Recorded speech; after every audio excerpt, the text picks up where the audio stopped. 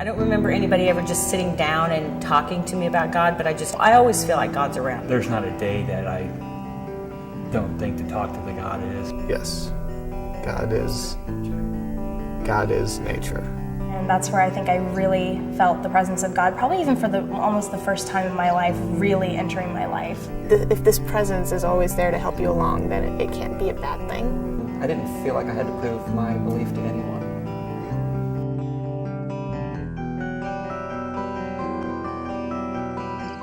I just have always believed that. In fact, I can remember as a little kid thinking, well, so if I turn my head so I don't sneeze on my friend, I sneeze on Jesus. Oh.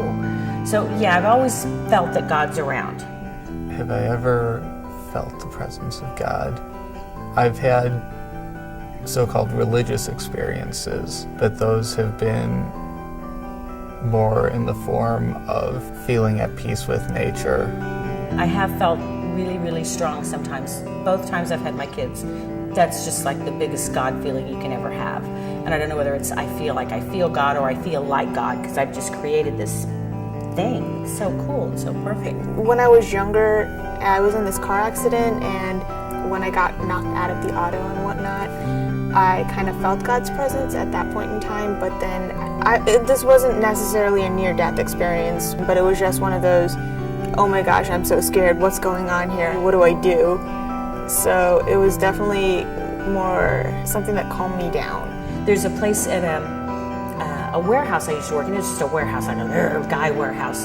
So it was never really it wasn't a very spiritual place. God's name wasn't really used in the way it probably should be used a lot there. Someone sent me up to a room to get something, and the minute I walked through the door, there was just like, the noise was kind of diffused from the warehouse, and everything seemed thicker and calmer, and the air was just cooler, not as warehousey smelling.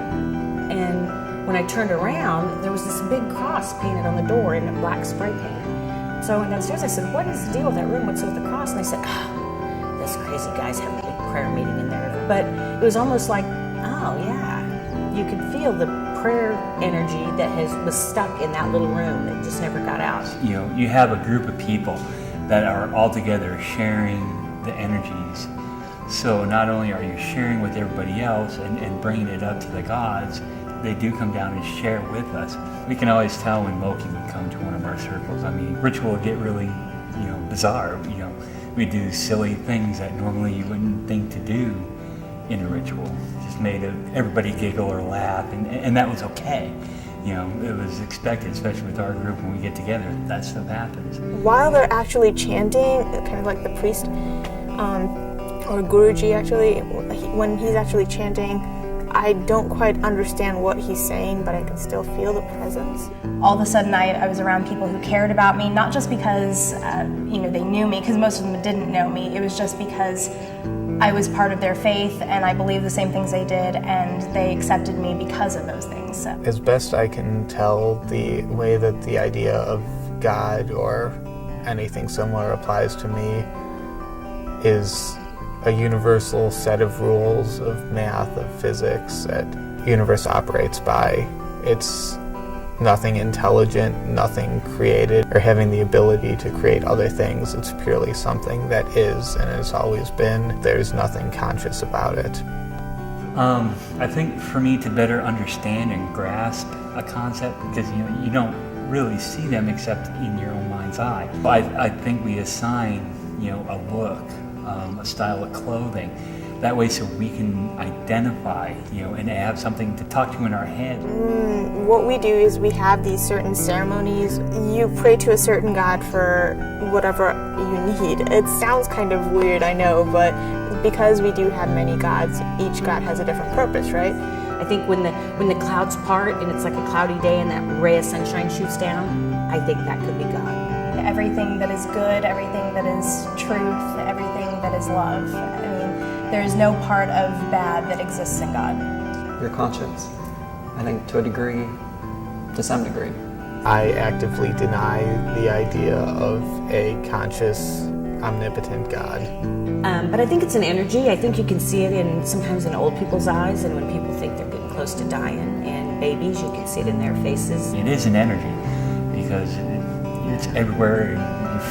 if you can kind of feel it, a gentle electrical surge that builds up within you, and just outside your skin, there's like something crawling around. My skin feels cooler, more, not cold, it's not like a cold feeling, but just like, kind of like if you're in a real thick fog that's kind of damp, how your skin will feel, it's like that for me. It's not my own body's energy, it's an infusion of my body's energy with something else aiding into it. When I'm out in nature, it's really just emotions and feeling at peace. It's not any kind of a physical sensation.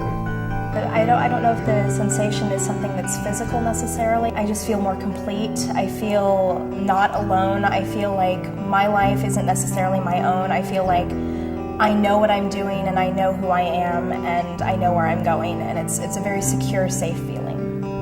I think he's a jokester. I think he does have a very bizarre sense of humor. I wish I could understand it. I'm sure there's a good reason. Oh, I think everybody becomes religious when they're going through a bad time. I kind of came to the conclusion that God and religion exist so that you kind of have someone to turn to when nobody else is there. Whenever I go to religious services, people are praying, or there's a kind of group harmony, and everybody is having those religious experiences that you're supposed to be feeling a connection. I really don't feel anything. I think I really felt towards the end of college when a lot of my friends were moving away, and my whole life was changing. I was leaving everything I was familiar with, and I just felt really alone. When a friend of mine died, and at a time like that, when you're at your most despair, because you're trying to figure out why someone as old as you've known him for 20 years, all of a sudden passed away. I was at church, and I just felt really sad because I knew he was gone. I mean, there was nothing I could do, and it was okay. That's kind of the cool thing about having a faith, I think, is you just realize that it's okay, that it's supposed to happen. My father passed away, and then my children moved out of state, and then my mother unexpectedly had a stroke and lived like a month, just starving herself to death. Because we had just gone through that with Dad, and she did not want to be on any kind of life support. And it reminded me of the story of Job, because it's like, what more can I take? I went into the little chapel thing on the side of the church and was praying and praying and praying, and I was just crying and sobbing, and all of a sudden it's kind of like the air gets heavier maybe, but yet brighter and kind of comforting, and it was just like this, it's cliche, but a feeling of peace, just like a little voice said, it is going to be okay, you're going to be fine. And then on the other side, later on, after you get old, try to work through the grief, you actually start to, realize it's like, okay, if you believe in what you believe, their energy's still about you. You just have to kind of search for it. It's changed. It's still there, but it's kind of changed. There's no physical energy anymore. It's a more stronger spiritual energy. My youngest daughter, Paige, has got cerebral palsy. She was probably 12, 13 years old, and we were talking about praying, and we were talking about her grandmother who had passed away when she was like 3 or 4. I said, so do you ever think about Grandma? She said, oh yeah. I said, well, what do you think about Grandma? She says, oh, I just miss her. I said, do you ever talk to Grandma? She goes, oh yeah, I talk to Grandma all the time. I said, really? I said, so does Grandma talk back? She goes, oh yeah. I said, well, what does Grandma say? She goes, I miss you, Paige. I wish I could hold you. And it was just like, ooh. That's exactly what she would say. I mean, that is exactly the kind of thing she would say. So we just go on talking. I said, so what about God? Do you ever pray and talk to God? She goes, yeah. I said, really? I said, so does God talk back to you too? She goes, oh yeah. I said, really? So what does God say to you? And she looked at me with this purity, and she goes, he says, have a great day at school today, Paige.